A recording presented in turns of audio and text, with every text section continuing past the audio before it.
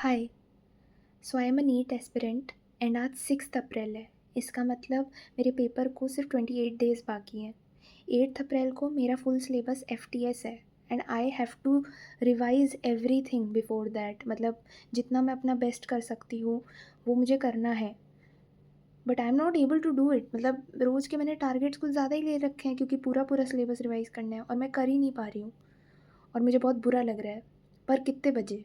अभी 6 अप्रैल के सुबह के 2 बज रहे हैं और मुझे अभी ये सब रियलाइज़ हो रहा है। So even though I do not recommend anybody to mess up their sleep schedule like 1 month before exam, to be precise 28 days, but I am going to do it anyways. मुझे नहीं पता भाई क्या ही memory power पे फ़र्क पड़ेगा, हो सकता है, मुझे नहीं पता भाई, मुझे नहीं पता। छोड़ो, अब नहीं सोना है, वैसे भी मैं लेट ही सोती हूँ, सो मैं नहीं ही सोने वाली। And I want to complete all my targets.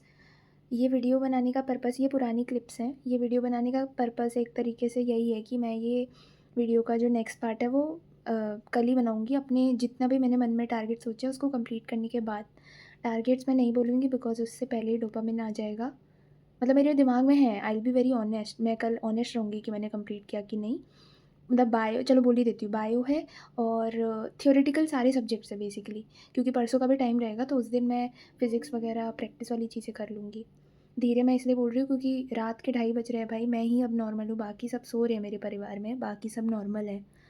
सो बस इसके बाद मैं अपना फ़ोन स्विच ऑफ करके बैठ जाऊँगी पढ़ने। And shout out to my friend जिसको ये वीडियो दिख जाएगा। सो या कल मिलती हूँ, मैं मैसेज कल करूँगी जिसके साथ मैं पढ़ती हूँ। एंड भाई मुझे 2 बजे किस चीज़ से मोटिवेशन आया वो कोट मैं बोल देती हूँ just in case anybody needs to listen it, कि the pain of regret is much more than the pain of suffering. नहीं, उल्टा बोल दिया, शिट।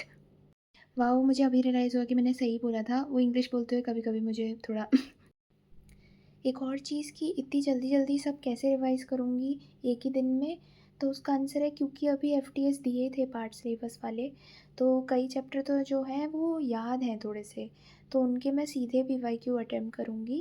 बाकी बीच में ऐसे 1-2 टेस्ट थे जो मतलब थोड़े से मैंने नहीं किए उतने बायो में भी, तो उन्हें मुझे पढ़ना पड़ेगा। और कुछ हैं जो कि मैंने पढ़े थे, जैसे ये कॉकरोच फ्रॉग तो मुझे ज़िंदगी में नहीं ही याद होता है। सो या ऐसे चैप्टर्स को मुझे रिवाइज़ करना है। इसके साथ साथ मुझे मेनली इनऑर्गेनिक पे भी बहुत ज़्यादा ध्यान देना है। बायो पे ध्यान देने का रीज़न ये था कि मैंने जो 30th मार्च को अपना LN का टेस्ट दिया था उसमें मेरे बायो में बहुत गंदे आए थे, मैंने बताया भी था। तो इसलिए बायो मैं पूरी रिवाइज़ करना चाह रही हूँ जाने से पहले, क्योंकि सब तो आप रिवाइज़ करने से रहे, फिज़िक्स ये वो। इसलिए मैं बायो और याद करने वाली चीज़ों को ले रही हूँ ताकि मैं इनके मल्टीपल रिविजन्स कर पाऊँ फ्यूचर में, एक बार कर लिया तो। सो मुझे इनऑर्गेनिक में P block, DNF block, coordination compounds, ये सब कंप्लीट करना है। ये सब बोलते बोलते मुझे थोड़ी सी नींद आनी शुरू हो गई है, बट कोई नहीं, चलो bye bye, all the best.